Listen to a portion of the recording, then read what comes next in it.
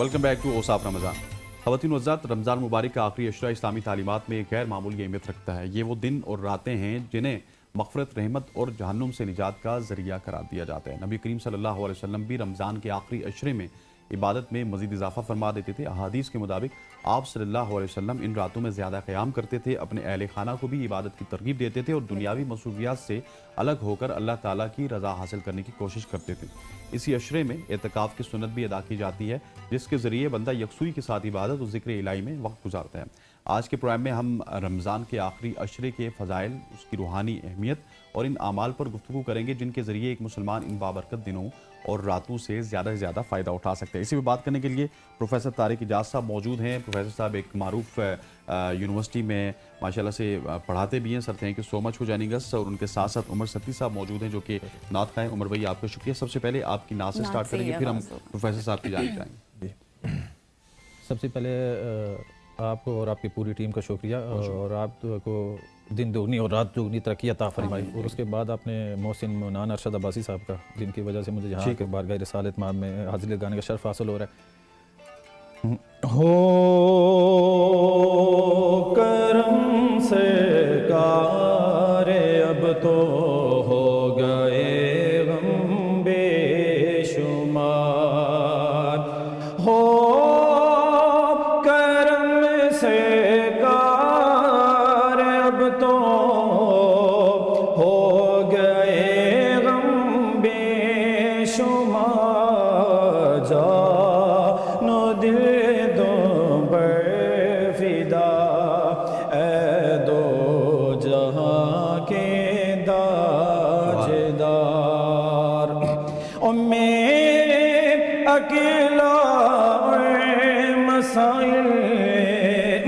जिंदगी के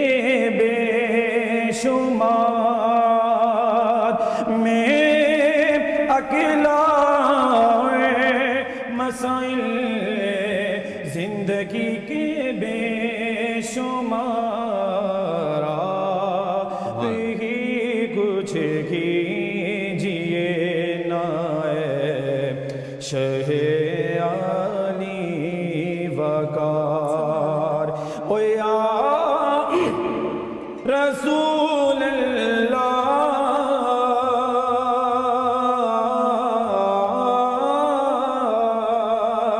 या रसूल अल्लाह, सुन लीजिए मेरी फरियाद को, कौन है जो के सुने तेरे सिवा मेरी पुकार, कौन है जो के सुने तेरे सिवा मेरी पुकार, गम ज़दा यूं ना हुआ होता, गम ज़दा यूं ना हुआ होता, उबैदे कादरी इसे बरस भी देखता ना, गुंबदे खज़रा की बहार, हो करम से कार अब तो हो गए गम बेशुमार। सुभानअल्लाह, माशाअल्लाह। अच्छा तारिक साहब, अब आपकी तरफ बढ़ते हैं। जिस तरह से हसनैन ने अपने इंट्रो में बताया आखिरी अशरे के हवाले से, मैं चाहती हूँ कि आप पूरा क्रक्स हमें बताएं आखिरी अशरे के हवाले से, ताक रातों के हवाले से, इस्लामी तालीमात क्या हैं और फिर किस तरह से इबादत की जाती है, किस तरह से दुआएं मांगी जाती हैं। औज़ु बिल्लाहि मिनश शैतानिर रजीम, बिस्मिल्लाहिर रहमानिर रहीम। देखिए, यूँ तो पूरा रमज़ानुल मुबारक ही जैसे कि हदीस मुबारका में हमें बताया गया है कि इसको 3 पार्ट्स में जब डिवाइड किया जाता है, तो एक अशरे के अंदर रहमत अपने जोश पे है, दूसरे पे अल्लाह की मग़फ़िरत है, और आखिरी अशरा जो है इत्क़ु मिनन नार है, जहन्नुम से आज़ादी का एक अशरा है। अब सवाल ये है कि पूरा रमज़ान तो अब आलमोस्ट अपने हम आखिरी अशरे में दाखिल हो चुके हैं, तो अब आखिरी अशरे के ये जो अय्याम हमारे पास एक हफ़्ता कम व बेश बाकी है, तो उनमें کس طرح کے اعمال سر انجام دینے چاہیے۔ رسول اکرم صلی اللہ علیہ وآلہ وسلم کی جو سنت مبارکہ ہے، ایک تو یہ ہے کہ آپ صلی اللہ علیہ وسلم جو ہے وہ رمضان المبارک کا اعتکاف فرمایا کرتے تھے، 20 دنوں کا بھی کیا، پورے مہینے کا بھی کیا، اور آخری عشرے کا تو خاص طور پہ جو 10 دن ہے اعتکاف میں، ان کا مقصد کیا ہے اعتکاف کا، بنیادی طور پہ یہ سمجھنا ضروری ہے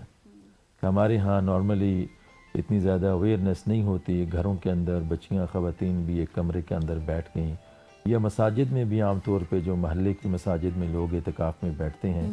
تو جس کے مقاصد ہیں اعتکاف کی وہ کیا ہیں، جب تک ہمیں اور علماء کرام کی یہ ذمہ داری ہے کہ وہ ان مساجد میں بیٹھنے والے معتکفین حضرات کو فکری طور پہ، نظریاتی طور پہ کلیئرٹی دیں کہ یہاں پہ آنے کا مقصد کیا ہے۔ صرف ایسا ہی تو نہیں ہے کہ 10 دن بس صرف منہ سے نہیں بولنا، نہیں، اصل میں جو ہے وہ اعتکاف کا مقصد یہ جو آئسولیشن، یہ جو سیکلوژن، ایک خلوت نشینی انسان کو 10 دن کے لیے صبح و شام ایک بڑا گڈ کوالٹی ٹائم ہے کہ جب ایک انسان جو ہے وہ اس میں خرچ کرتا ہے اپنے وقت کو، اپنے گھر سے دور، دوستوں سے دور، ہر طرح کے شر اور فتنے سے دور، ہر طرح کی آزمائشوں سے دور ہو کر اللہ کے حضور میں اس کے در پہ جو ہے وہ گداگر بن کے جب بیٹھا ہے،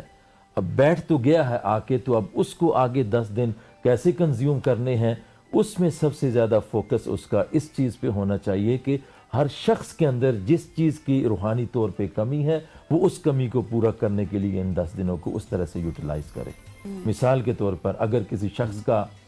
عبادت کے اندر ذوق اور شوق نہیں ہے تو وہ اس نیت سے بیٹھے کہ جو میں نے 10 دنوں کے اندر، 10 راتوں کے اندر اپنی عبادت کو پختہ بھی کرنا ہے اور ریگولیٹ بھی کرنا ہے رمضان کے بعد۔ اگر کسی کو نماز کے اندر، عبادت کے اندر کنسنٹریشن، توجہ نہیں نصیب ہوتی، اللہ کی حضوری نہیں نصیب ہوتی، تو ان 10 دنوں سے زیادہ بہترین اور کوئی دن نہیں ہے، رات ہی نہیں ہے جہاں پہ وہ سیلف ریفلیکشن کرتا ہے، بیٹھتا ہے، اس کو پورے 24 گھنٹے اس کو میسر آتے ہیں کہ وہ کسی سے کلام کرنے کے بجائے وہ اپنے سے کلام کرتا ہے، اپنے رب سے کلام کرتا ہے، اور وہاں پہ اس کا احساس ہوتا ہے کہ میری زندگی کا مقصد میں کہاں پہ بیٹھا ہوا اور میرے رب کے ساتھ میرا تعلق بندگی کس طرح کا ہونا چاہیے۔ تو اس احساس کو، اس شعور کو بیدار کرنا کہ جس کے ذریعے سے اس کے اندر اللہ کی ذات کے ساتھ جو تعلق بندگی ہے، کہ یہ احساس ہو جائے کہ میں اللہ کا بندہ ہوں اور وہ میرا مالک ہے، اور اس کے حکم کے مطابق میں نے اگلی جو رمضان کے بعد کی زندگی بھی جو ہے وہ اپنی سوشل لائف ہے، اسپرچول لائف ہے، مورل ایتھیکل لائف ہے، لوگوں کے ساتھ انٹریکشن ہے، میری زبان سے، میرے ہاتھ سے کسی فرد بشر کو کوئی تکلیف نہ ہونے پائے، یعنی اپنے جو اللہ کی مخلوق کے ساتھ ریلیشن شپ میں بیچ میں سے اپنے نفس کو ایک سائڈ پہ کر دے، اور جب اللہ کے ساتھ تعلق قائم کرنے کا وقت آئے تو اس میں سے اپنے اور رب کے تعلق کے درمیان میں سے بندوں کو ایک سائڈ پہ کر دے۔ اس چیز کی پریکٹس اور فوکس، اور جتنا زیادہ وہ کنسنٹریٹ کرے گا، اسی طرح سے یہ اعتکاف کا بھی مقصد اور عبادت کا مقصد بھی اسے اعلیٰ طریقوں سے حاصل ہوگا۔ اور پروفیسر صاحب جو آپ نے بتایا نا کہ یہ واز ہمارے ممبر سے ہونا چاہیے، ممبر رسول سے ہونا چاہیے، اور ہم اکثر دیکھتے ہیں ہر شخص یہ بتاتا ہے، میں سب کو یہ نہیں کہتا کہ جی اعتکاف سنت رسول ہے، لیکن جس طرح سے اس کو گلوریفائی کرنا چاہیے، جس طرح سے آپ نے چند چیزیں گلوریفائی کی ہیں، وہ میرا خیال ہے کہ اس کو گلوریفائی کرنے کی ضرورت ہے۔ اس کا میں آپ سے جواب چاہوں گا، لیکن یہاں پہ وقت ہو جاتا ہے ایک شارٹ سی کمرشل بریک کا۔ تو خواتین و حضرات بریک لیتے ہیں، بریک کے بعد واپس حاضر ہوں گے تو ہم اسی سوال کا جواب جانیں گے۔ پروفیسر صاحب ہمارے ساتھ موجود ہیں، اسٹے ود اس۔